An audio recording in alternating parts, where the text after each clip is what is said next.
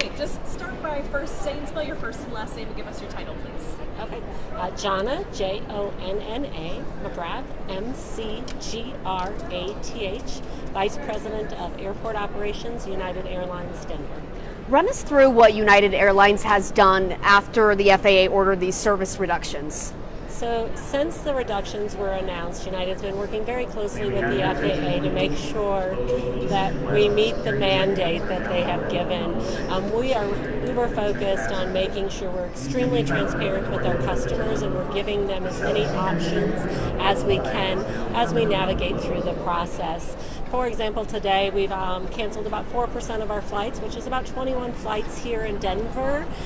We are looking at using a lot of logic and technology to figure out what markets are covering both of those locations that are in those 40 airports or are in an area where it'll make an impact and still have a lower load factor. For example, like Colorado Springs, we run 12 flights a day. We're running 8 flights a day now. Those folks still have options out of Colorado Springs, or they could drive to Denver. We're also posting all of our cancellations online. You can go to united.com/gov shutdown. You'll see every cancellation that United has made. So we're being as transparent as we can, making sure our customers know before they come to the airport. So we're reaching out with email, text messaging, giving them rebooking opportunities so they can be set for their final destination. Our data shows right now we have our cancellations posted through Sunday night. Over 50% of those customers that were affected are already rebooked and getting to their destination within 4 hours of their original time. Go ahead. I was going to say, because Denver has so many United flights, big hub here, obviously, is there a disproportionate impact to Denver specifically? You know, it really comes down to the math and with the guidelines the FAA gave us. So 21 flights today is not huge for us. That's like a minor snowstorm. A medium snowstorm, we do around 50, 55 flights. So when we go to 10%, it'll be like if we got hit by a medium snowstorm here in Denver. And we're really looking at places where they have protection. We can still get customers where they need to go. And we're giving our customers options. If they don't want to travel, you can put in for a refund, whether your flight is affected or not, and United will refund your ticket. Are you canceling flights that people would normally be able to get to their destinations through other means, like a car, a bus, or something like that? Are these commuter flights that you're canceling? What are you canceling? Look, we're canceling a little bit of our mainline and our commuter traffic. It's about 50-50 here in Denver. So I gave the Colorado Springs example, canceling some of those flights. We're also canceling some other markets that both airports are affected as being in the top 40, like a Seattle or a Sacramento, some of those markets. But we do have multiple flights to those locations, so there's still opportunities to get there. We are not canceling our hub-to-hub flying or our international flying. That keeps our aircraft going and our people moving through our system, so you won't see cancellations to Chicago or to Newark out of Denver. It'll be some different destinations. Are you coordinating with other counterparts of yours through other airlines to cancel flights that you wouldn't cancel with Dallas, Frontier wouldn't cancel with Dallas, that kind of thing? Are you guys coordinating with each other to see which ones you're going to cancel? Yeah, I don't think we're coordinating with the other airlines. This comes out of our NOC, which is our centralized location that runs our operation for us. So they're really looking at what is the locations that have the least amount of impact, and we have other availability to get our customers to those locations. We have already canceled through Sunday. We'll have Monday's cancellations in later today, so we're a little bit further ahead. Hopefully that helps our customers being able to navigate the situation. I know airlines plan months and months in advance. I mean, sometimes you can book a flight a year in advance if you wanted to. How much of a struggle is it to now go through and change your schedule that people have booked their flights on months ago? Yeah, so it's we're a very complex operation at the airlines. We have the aircraft routing, the maintenance schedules, the crew routings, both flight attendants and pilots. So it does become complicated, but we have done a great job of leveraging technology to be able to figure out what is the least impactful to the overall operation, to be able to still provide that great service to our customers. most of our customers will be able to use the app, self-rebook, or we will send a booking option to them that they can say, yeah, I like that, or I want to look for something else. So our technology has really grown in the past few years to make it a more seamless process. We've talked to a bunch of travelers here. There doesn't really seem to be that much of an impact. You look around and you don't really see an impact. What's the behind-the-scenes impact for airlines? So we've been doing a lot of whiteboards and discussions on what is the most effective, least impactful approach to our customers, and we want to be as transparent as possible. So you'll see lots of stuff on social media, you'll see it on our website. We are going to talk to our customers throughout the entire process and let them know what we're doing. But there is a lot of work with a lot of different work groups that have to come together to make sure we can re-put that puzzle back together again when we start taking those percentages off.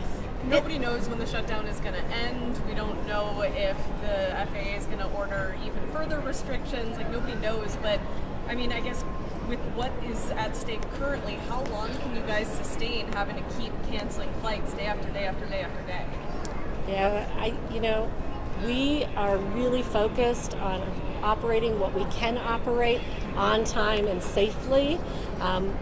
We know that we may go up to 10% by next Thursday. We're going to take that FAA guidance and we're going to make sure we comply with it. Hopefully it ends sooner than later, but if it doesn't, we're prepared. We have a plan.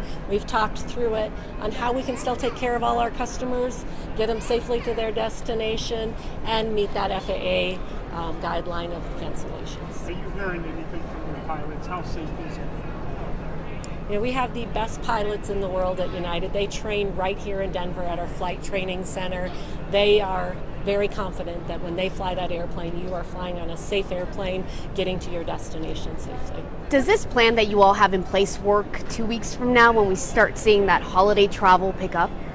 Yeah, we're already talking about that. Traffic is going to start picking up. It is quieter right now, so we can go to those Colorado Springs flights, or another example, Rapid City. We canceled 2 today, but we still have seats open to Rapid City because there was seats open overall. Those will start filling up over the holidays. We have already here in Denver added almost 50 flights after 9 p.m. on Saturday and Sunday of Thanksgiving, and there's quite a bit of availability. So with that, and we know that's not a tight time period for ATC traffic, we'll have some levers we can pull there to get people onto the flights that they need to be on. Does United, the Secretary of Transportation has said that they're doing this, that they are, let me ask that a different way. The Secretary of Transportation says that they're doing this FAA slowdown in order to keep people safe. Does United agree that this is necessary in order to keep people safe? United is focused on making sure we comply with the mandate. We don't have the same data, the same information.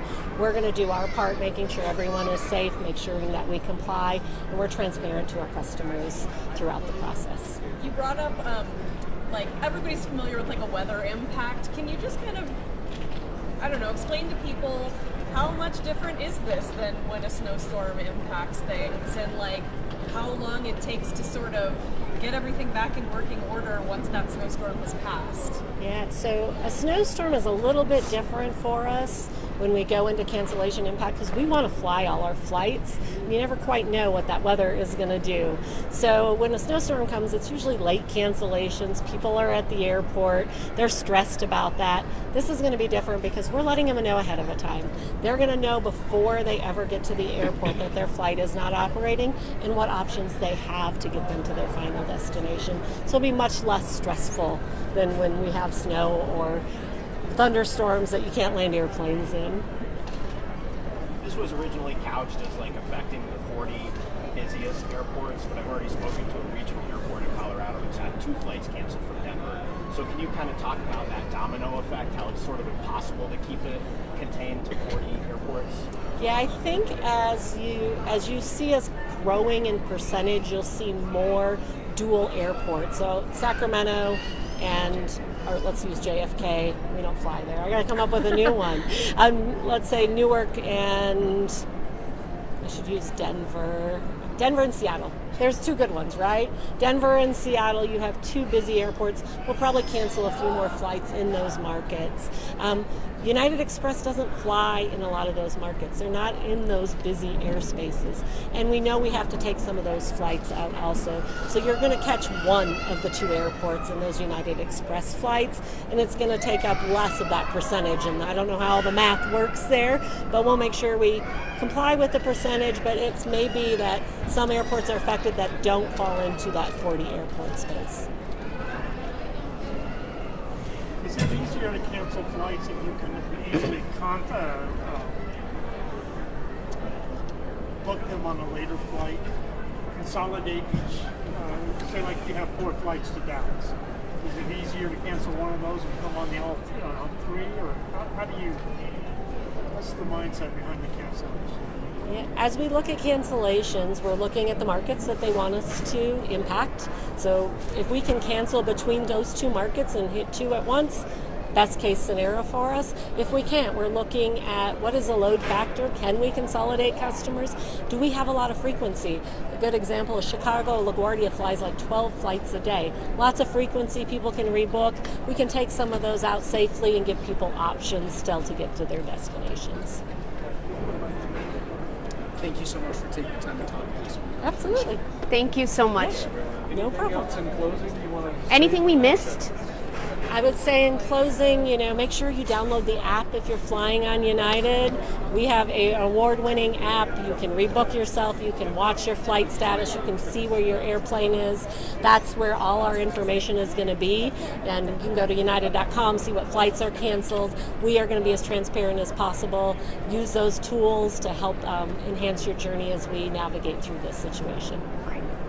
Thank you. Thank you so much. Thank you, guys. I hope you all have a great weekend. Thank you. Yes. You too. Take care.